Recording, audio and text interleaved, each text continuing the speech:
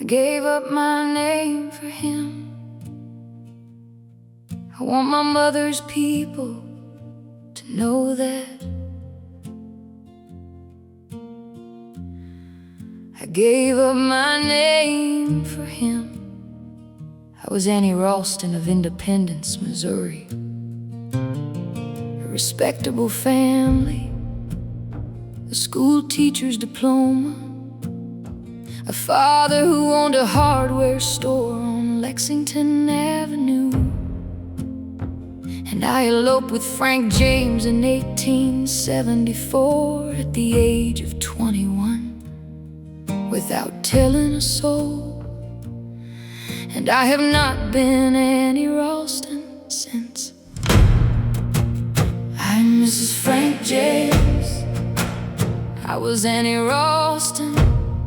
I became Annie Reynolds. I became Annie Reed. I became Mrs. B.J. Woodson when we lived in Tennessee.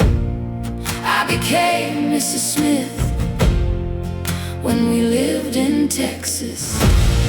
I became any name the marshals were not looking for that month.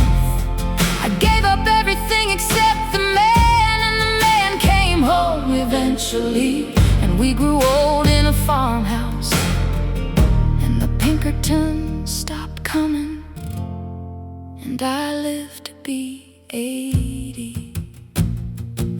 We had a son in 1878. We named him Robert Franklin James. We did not register the birth with the county.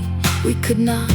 The marshals were checking births in 3 states. We raised him in a rented farmhouse in Tennessee under the name of Woodson. He was 12 years old before he learned his real last name was James. He was 12 years old before he learned the men who came to our house at midnight with Spencer rifles and saddlebags were his uncles.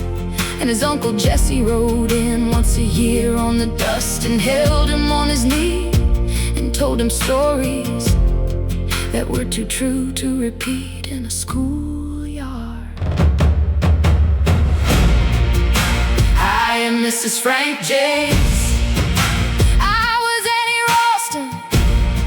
I became Annie Reynolds.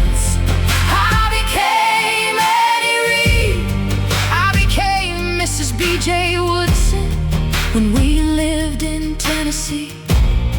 I became Mrs. Smith when we lived in Texas. I became any name the marshals were not looking for that month. I gave up everything except the man, and the man came home eventually. And we grew old in a farmhouse, and the Pinkertons stopped coming, and I lived to be 80. And the day Jesse died, a man rode up to our farm in Tennessee with a newspaper folded under his arm. He gave it to my husband Frank and turned around and rode away without a word. Frank read the front page. Frank put the paper down on the kitchen table. Frank walked out into the yard. Frank stood under the cottonwood tree for a long time. And then Frank walked back into the house, and Frank said, "Annie, pack the trunk. We are going to Missouri. Bob Ford has shot Jesse in the back of the head.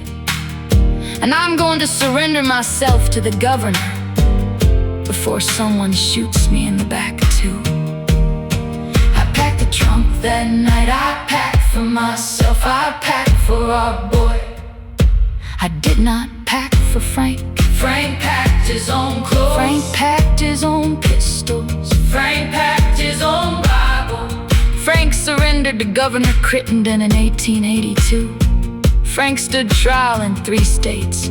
Frank was acquitted in 3 states. The Pinkertons were finally called off. The papers stopped writing about us. We bought our own farm in Missouri in our own names. And I was Mrs. Frank James of Kearney, Missouri, for the next 33 years, until Frank died of a stroke in 1915, at the age of 72, on the front porch of our farmhouse, where the marshals had finally stopped coming.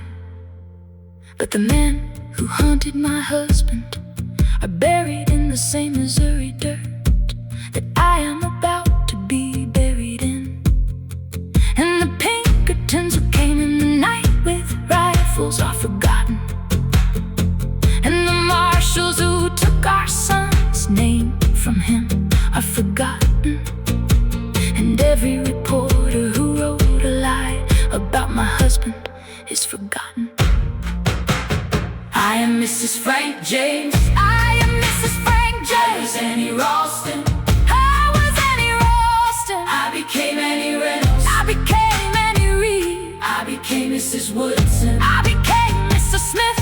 I gave up everything except the man, and the man came home. And we grew up, and the marshals are forgotten, and the Pinkertons are forgotten, and the bounty hunters are forgotten. And the man came home, and the man came home, and the man came home, and the man came home. I gave up my name. I gave up my name. I gave up my family. I gave up my city.